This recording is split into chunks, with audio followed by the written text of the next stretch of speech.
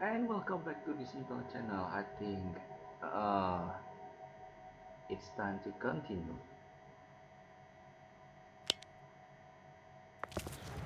Dead end. No one knows where Franklin is. And no one will talk to us about the Central Park case. You know, at this point, I'm thinking we should look at Franklin for that one, too. What? How else would he know so much about it? It's the simplest explanation, Curtis. He killed his brother over a girl. Don't tell me you haven't seen that one a million times. Yeah, I have. And while you might kill your brother over a lot of things, you don't hire a hitman to do it. Maybe if you'd never gotten your hands dirty doing anything else in life. So, Allison never saw her attacker? Her memory comes and goes. Plus, CSU told us that she was lying face down when she was shot. How are we gonna break this? What would Lenny have done? Work the leads. You'd go back and re-interview everyone again. Old school. Yeah, you know what? I just thought of someone who might be motivated to talk to us now. Mickey Trevino. Right. He's probably getting sick of prison. Maybe he wants to deal. Mickey Trevino. Thanks for taking time out of your busy day to come visit us. Detective Curtis, always a pleasure. I got some more questions for you, Mickey. About Pop? You can turn right around and leave then, because I got nothing to say. What about your connection to a certain 9mm? What about a guy named Frank Vincenzo Jr.? Depends, but I don't do favors. So we talking some kind of deal here? Depends. What do you got for me? Ask away. Depends.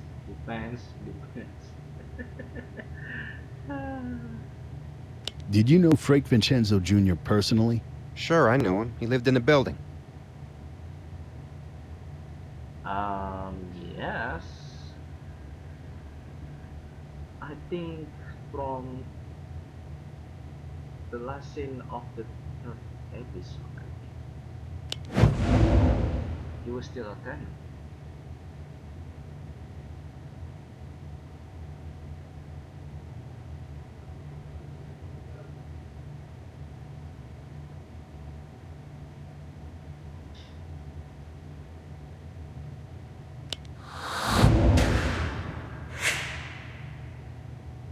You know, some of the old farts could be cranky bastards, complaining about the heat. So I'd go up to his apartment and fix it. But he was cool. He'd give me this homemade brandy. We used to drink it right out of the mason jars. He ever talked to you about what he did for a living? Yeah, a couple of years ago, Frank got diagnosed with stage 4 melanoma. Cancer in his bones. He knew he was dying. After that, he started getting talkative. Talk. You told me originally you found that gun. You want to change your story? Yeah, Frank gave me the gun, actually. He said it was untraceable. Yeah, well, it was, until you used it. What's your question, Detective? I told you he used it in a crime, Yeah, so what? but I didn't tell you which one. Did he? Yeah, he said it made headlines. He said I'd know it.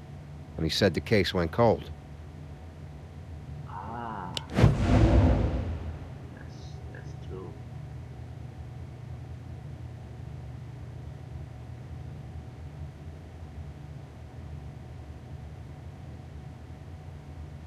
Yes, the Jabber case was public.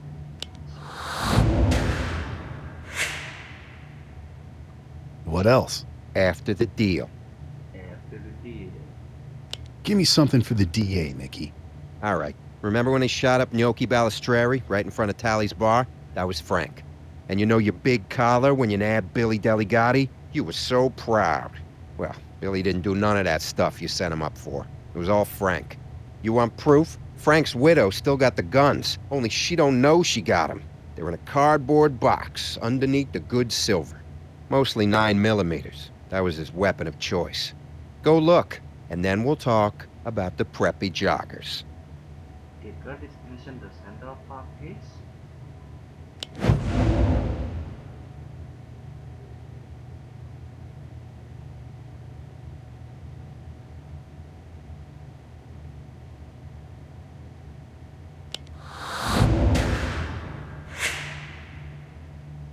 I didn't mention the Central Park case. Yeah, I know. All right, Mickey. I'll talk to the DA. Meantime, don't leave town. Very funny, Detective Curtis. Hey, Benson. What's up? Jesus, I'll be right there. Uh-oh, what will happen?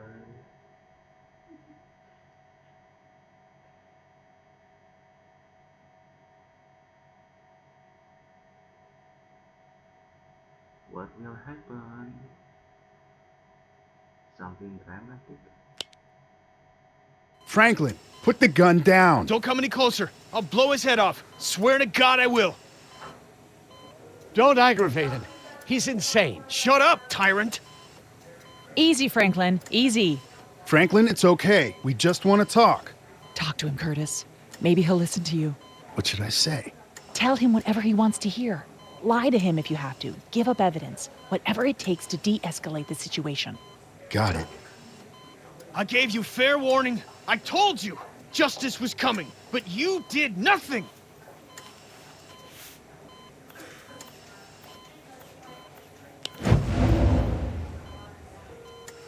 That's not true, Franklin. I followed up on some very promising leads. Leads, huh? What do you know that I don't already know, detective? I haven't exactly been sitting on my ass this whole time. Since I came back, this case is active again. Fine. Then give me something to make me believe you're doing your homework.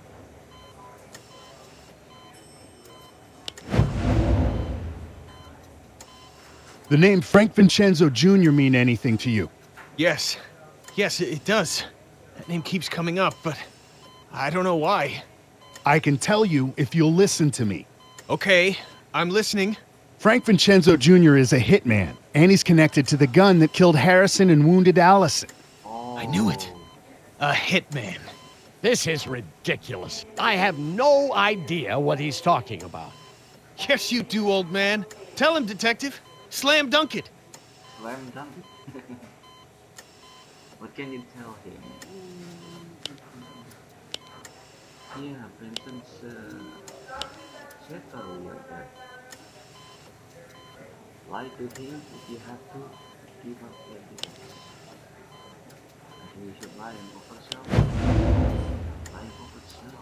Oh. I got a guy, Mickey Trevino, with incontrovertible evidence connecting the 9mm to Frank Vincenzo Jr. and Frank to the murder. There's only one way to get justice for my brother. Don't throw your life away, Franklin. Why? What do I have to live for? All I want is this. It's all I've wanted for 10 years. Lie and Alice and say Alison loves him. Yeah. I don't know about the occupied movement, but the last one, I will kill you. No, I won't. I think this one. Allison, she still loves you, Franklin. What? Allison? She couldn't show it before, but she can now. But she's unsure. So much time has passed. If you kill your father, she'll only see you as a murderer. You'll never be able to prove it to her. Don't let that happen. Show her how much you care for her and the memory of your brother. Allison loves me? Okay. Maybe you're right. I guess I just gave up hope that anyone would ever believe me. Is that why you threw the mannequin off the bridge? Yeah, I was with him, trying to convince him to confess when he had his heart attack. When I dropped him off at the hospital, I got the idea to stage his death. I hope maybe the newspapers or bloggers would pick up the story. You're delusional, son. Yeah, well, the jury's still out on that, Mr. Bedford. Woo!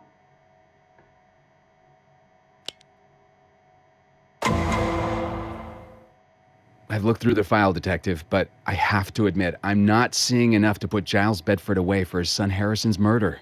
We've got the makings of a good circumstantial case, Mike. That's not the issue. A jury is going to see Bedford as a grieving father. You're going to have to convince them that he's a murderer. Let me walk you through how I see it. Okay, so, yeah. Everyone changes add-on. And sometimes, and many times, like Franklin. You see Franklin from episode 6? Compare to him in this episode. Lenny would want us to know not this one. I think motive. The first question the jury is going to ask is what's the motive here? Why would Giles Bedford kill his own son? You got something for us, Curtis? Yeah, but it's really surprising that there is no.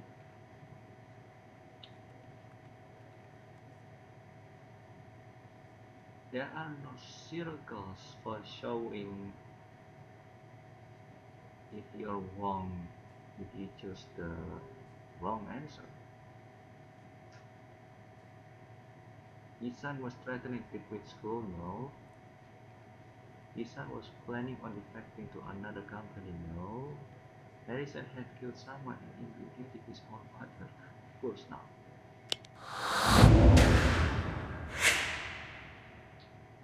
Bedford found out his son's girlfriend was pregnant. From what Franklin and Allison have told us, he wasn't a big fan of the relationship. So he killed his son? How does that add up? It doesn't, which is why it makes sense. Is Carmichael crazy? Are you thinking? What are you thinking, man?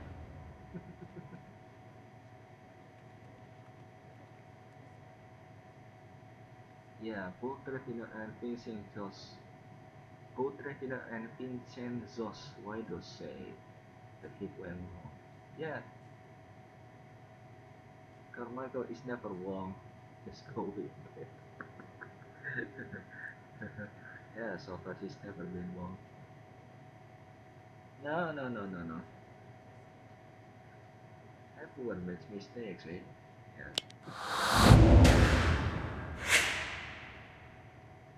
She's right. Both Mickey Trevino and Frank's widow have told us independently that the hit went wrong. The widow said Vincenzo never got paid. My working theory is that Bedford paid to have Alison killed, but during the attack, Harrison somehow got in the way. That I can understand. I'm betting a jury can see it that way too. Okay, so Michael Carter is the EADA here. So I wonder where Jack McCoy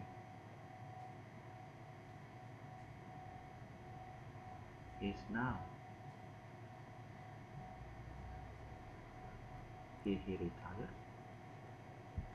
Mickey Trevino will testify that Frank Vincenzo Jr. told him he committed this murder. And Bedford's defense lawyer will throw out the testimony. It's all hearsay, Detective. Not necessarily, Mike. The statement may fall under one of the hearsay exceptions. Curtis, what can you tell us about it? I don't know. What are the exceptions?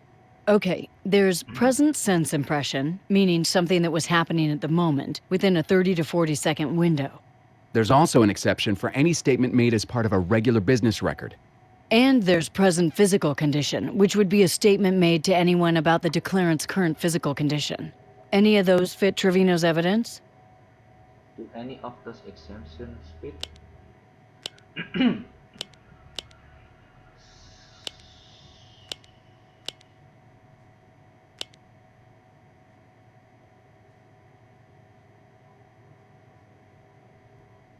A couple years ago, Frank got diagnosed with stage 4 melanoma cancer in his bones. He knew he was dying. After that, he started getting talkative.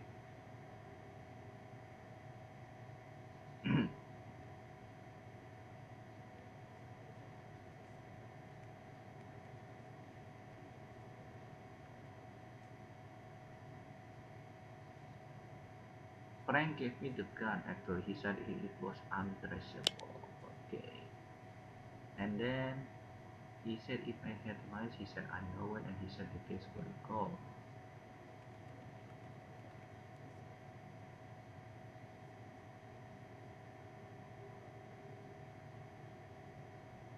Frank's widow still got the gun, only she don't know she got them. They are in the cardboard box underneath the good silver. Okay. Yeah, talkative. Okay, so yeah, none. Sorry. Sorry. From what I heard, none of those quite fit. Hang on, there are a few more. There's another exception for a dying declaration, which apply to any statement made by Vincenzo if he knew he was dying. And there's also former testimony, which would involve anything Vincenzo said during previous sworn testimony. And the excited utterance if Vincenzo said something in the heat of the moment during or immediately after the crime. Yeah.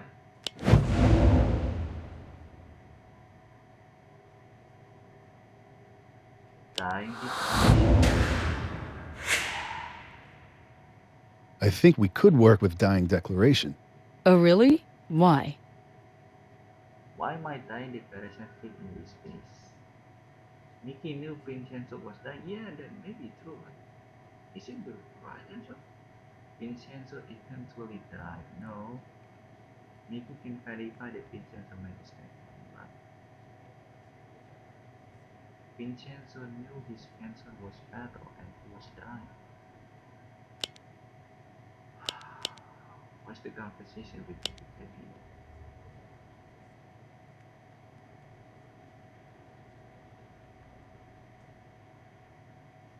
Yeah, a couple years ago. Yes, still this one.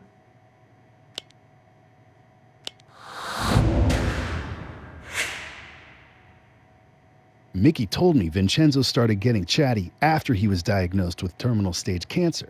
Unusual, but I think it qualifies. Mike? I think you could make a jury see that as a deathbed confession. Go with it. Oh, deathbed confession. I also learned from Bedford's doctor that he's being treated for anxiety. Interesting, but not definitive. What's he being treated with? Did the doctor mention the drug? Yes. Yes, yes, yeah. No, no, no, no. Where is...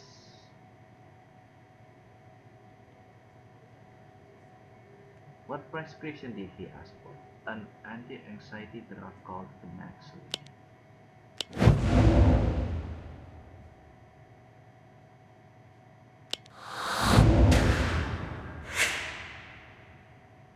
Panaxolone. That's a pretty common medication. As I understand, there aren't any significant side effects. Is that correct?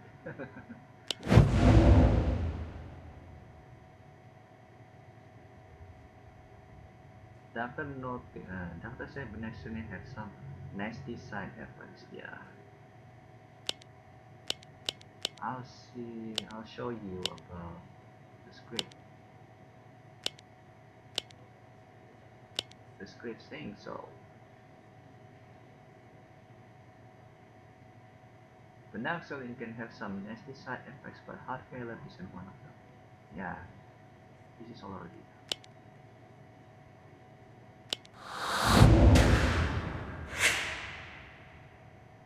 Actually, his doctor mentioned that Panaxolone had some nasty side effects. And it gets even better, Mike. I remember a case about last year. Newlyweds. She kills him completely out of the blue. Turns out she's on Panaxolone and has these episodes of uncontrollable rage. She stops the meds and suddenly she's fine. Great story, but how does that help us? Our crime happened 13 years ago. Curtis, anything that can help us here?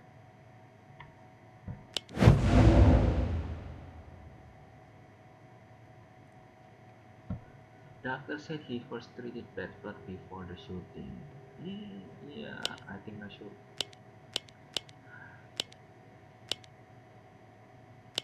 Show you again. I think this one. Before. No.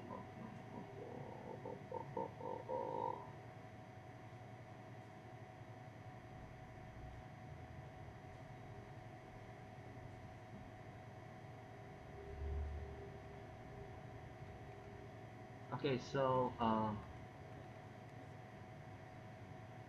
Panaxolone can have some nasty side effects, but heart failure isn't one of them. Plus, Giles was on a prolonged cruise before, so I doubt there's a connection. I only needed to monitor him every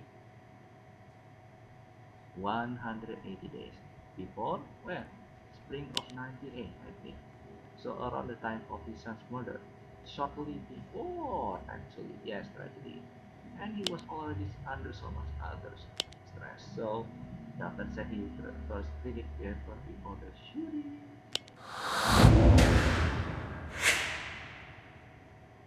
The good doctor also told us Bedford first took Panaxolone for anxiety in the weeks before the shooting. We're damn lucky this physician likes to talk. I think he honestly believes that Bedford has nothing to hide. All right, Detective. You convinced me. Bedford paid a hitman to take care of a problem for him. His son was a tragic accident, yes, but that doesn't let him off the hook for the murder. And I'm throwing the charge of attempted murder on top. Let's not forget the price paid by Alison Conway and all this. Woo. I think that's all for now. I think we will go to the trial, but I think I should stop for now. So thank you for watching and see you later. We'll go to the trial.